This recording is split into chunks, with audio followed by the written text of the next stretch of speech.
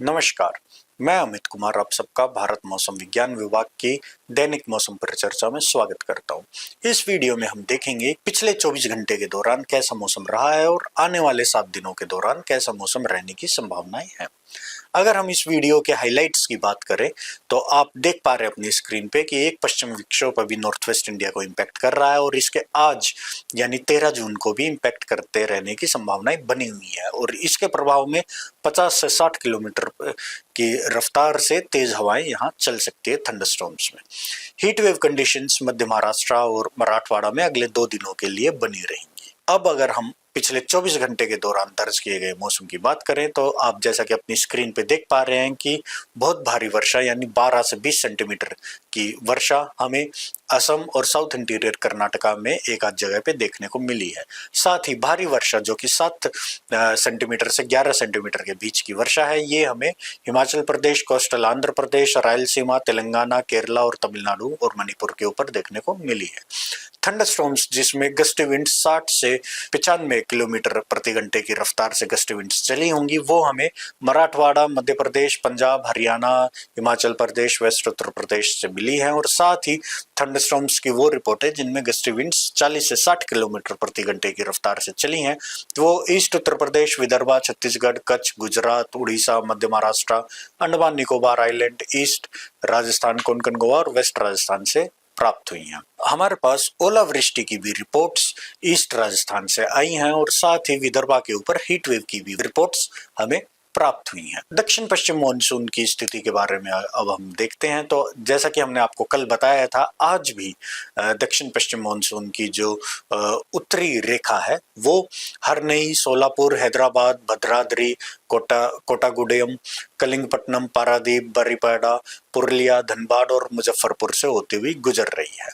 साथ ही अगले 2 से 3 दिनों के दौरान साउथ वेस्ट मानसून के कर्नाटका, केरला, आंध्र प्रदेश और वेस्ट बंगाल के बचे हुए इलाकों को कवर करने की संभावनाएं बनी हुई हैं। साथ ही इसके उड़ीसा और छत्तीसगढ़ के भी कुछ भागों को कवर करने की संभावनाएं बनी हुई है। आज के सिनोप्टिक सिस्टम्स के को अब हम देखेंगे तो जैसा कि हमने आपको अभी बताया कि एक पश्चिमी विक्षोभ हमारा नॉर्थ वेस्ट इंडिया के ऊपर सक्रिय है और एक साइक्लोनिक सर्कुलेशन हमारे सेंट्रल पाकिस्तान के ऊपर सक्रिय है। सेंट्रल पाकिस्तान से बांग्लादेश तक एक ट्रफ लाइन रेखा जा रही है और दक्षिणी प्रायद्वीप भारत में एक शीयर जोन हमारा केरला से तमिलनाडु तट से जा रहा है।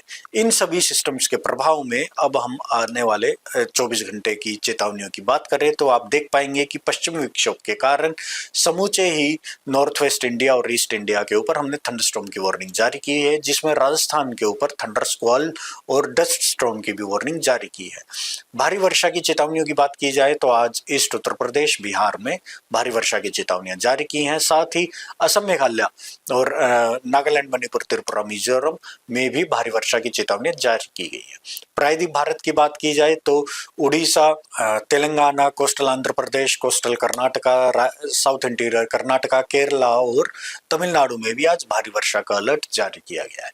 हीट वेव की चेतावनियां मराठवाड़ा, मध्य महाराष्ट्र और विदर्भा के लिए जारी की गई हैं। साथ ही लक्षद्वीप और केरला के ऊपर तेज हवाएं भी चल सकती हैं। अब हम 14 तारीख की वार्निंग्स को देखेंगे तो आप देख पाएंगे कि जैसे ही पश्चिमी विक्षोभ आगे बढ़ेगा तो नॉर्थ वेस्ट इंडिया के ऊपर वेदर में कमी आएगी, लेकिन यहाँ पे थंडरस्टॉर्म और उसके साथ चलने वाली तेज हवाएं चलती रहेंगी, जिसके कारण राजस्थान में हमने ऑरेंज अलर्ट जारी किया है। साथ ही पश्चिमी हिमालयी प्रदेशों में भी थंडरस्टॉर्म का येलो अलर्ट जारी है। पूर्वी और पूर्वोत्तर भारत में असम, मेघालय, एनएमएमटी और सब हिमालयन वेस्ट बंगाल में भारी वर्षा का अलर्ट जारी रहेगा और केरला और तमिलनाडु में भी और अंडमान निकोबार द्वीप समूह में भी भारी वर्षा का अलर्ट जारी रहेगा। हीट वेव की वार्निंग मध्य महाराष्ट्र, मराठवाड़ा और विदर्भा में जारी रहेगी और समूचे ही सेंट्रल इंडिया और ईस्ट इंडिया और साउथ पेनिनसुलर इंडिया में थंडरस्टॉर्म वार्निंग्स भी जारी रहेंगी।